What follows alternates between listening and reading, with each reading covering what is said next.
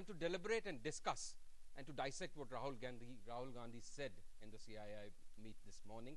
We have with us Manish Tewari, Union Minister for Information and Broadcasting, somebody also young, shares the aspirations perhaps of leaders like Rahul.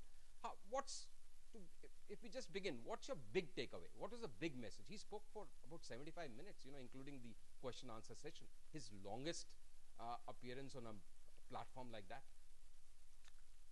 Well, Sanjeev, as Mr. Gandhi was speaking in the morning, my thoughts went back 28 years ago when I was a 20-year-old young General Secretary of the National Students' Union of India. And I heard the late Rajiv Gandhi at the centenary session of the Congress in Mumbai in 1985.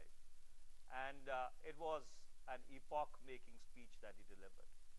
And I think today what Mr. Rahul Gandhi has articulated is the continuity in the core values of the Congress Party. That we stand for growth, we stand for inclusiveness, and even at the Confederation of the Indian Industry, he did not hesitate to spell out that in this land of 1 billion plus people, you need to ignite minds, but you need to take everybody into the mainstream, especially those who are marginalized. And there, the Indian industry has a great role to play because as a force multiplier, it can generate that employment, those skills which can absorb the creative potential of our young people. So therefore, it was an extremely profound, thought-provoking address, full of gravitas, and he deliberately, and I think wanted to send a message that in his scheme of things, in his school of thought, trivialities have no place. Very interesting. Trivialities have no place, you say. And it's also interesting, because you say that in that gathering of top industrialists, in that house full where, whatever percentage of India's GDP was present, he made it a point to come back repeatedly to the issue that he will not talk of growth numbers alone, but poor are important, the dispossessed are important, the less privileged are important, the minorities are important. At the same time, he kept on also saying that you are also important. Yeah, well, the reality is that you have parts of India which even today live in the 19th century. There are other parts of India which live in the 22nd century. So therefore, as a practicing politician or as a statesperson, you need to straddle and encompass all these worlds, and you need to take people along. And that's why the Confederation of Indian Industry, because it's a GDP multiplier, and in the last 2 decades of India's liberalization, credit must go to the Indian industry for really making the Indian growth story a very successful and a saleable model across the world. So therefore, I think he was making them cognizant in a very polite manner that you have a very vital role to play in the reconstruction of this country. And I think that message went home very strongly. One thing which I was saddened about, and that's where I think you need to draw a distinction between the brand of politics which the Congress practices and which the BJP practices. If you go back to Sunday, when the BJP decided to announce its new national executive, you would have seen that the Congress observed a very dignified silence. We did not shoot from the hip. We did not go around criticizing people. But unfortunately, it seems that the principal opposition party, is in the habit of not even absorbing and internalizing what has been said, but they criticize for the sake of criticizing, and that's the kind of negativity, and that's the kind of corrosiveness we need to avoid in our public discourse. But maybe they were paying you a left-handed compliment. Because maybe they take Rahul so seriously. So no sooner that his speech had ended, there was a bite, there was a press conference, there was Jaitley speaking in the afternoon session, there was Narendra Modi referring to it in Gandhinagar. So unlike some Congress senior leaders who choose to refrain from commenting, here they obviously are giving you some kind of, they take Rahul Gandhi very seriously. Well, in the sense that is a perspective which is a valid perspective, and the left-handed part of it I sort of take and acknowledge. But I would have been much happier if they would have picked up elements of Mr. Gandhi's speech, and if they had an alternative vision, they would have articulated it. But you saw this broad sweep of criticism which was completely uncalled for and unnecessary. And I think what Mr. Gandhi has successfully done, he has enunciated the twin constructs on which the UPA's principal philosophy stands: growth and equity. Let's not forget that during the 11th plan period, which straddles both the term of UPA 1 and UPA 2, despite a very choppy international economic environment, we delivered 8.2% growth.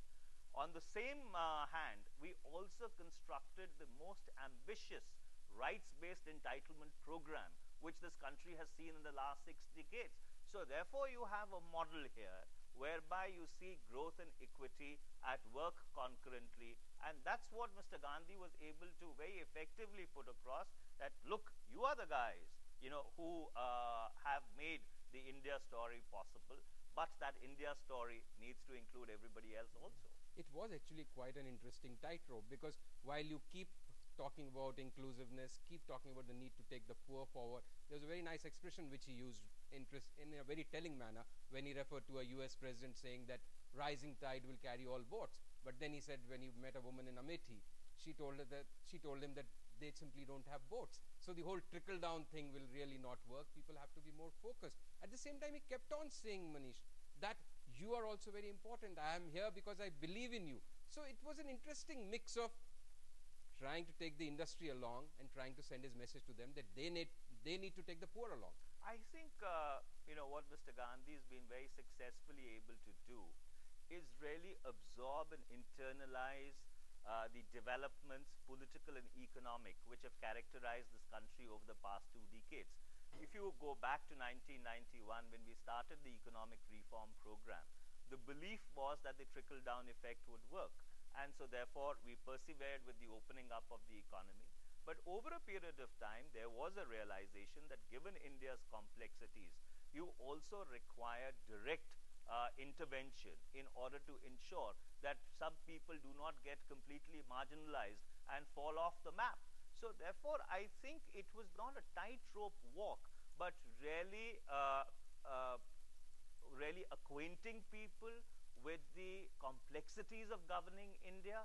And I think he was able to put that across very, very succinctly, that he is someone who has absorbed and internalized these complexities and has solutions, you know, which can surmount them and take everybody along. I think that's the big takeaway from his 75-minute interaction today. Yeah. And was there also a message? You know, okay, so there are these left of heart, left of center kind of bleeding liberals. Then there are those right-wing reformers. Was he also sending a message while kind of projecting his left leanings a little bit, but at the same time he said there needs to be a stable, transparent, rule-based environment for business to flourish? Which is absolutely true, because you see, the UPA has never ever believed in crony capitalism. We've always believed often been blamed for it. Well, we might have been wrongly blamed for it, but we've in fact put in place a system which is a rules-based capitalist system. Let's go back to 1992, you know, when the initial scams hit the Indian stock market. There was a joint parliamentary committee which was formed. After that, you had the reforms in our capital markets infrastructure.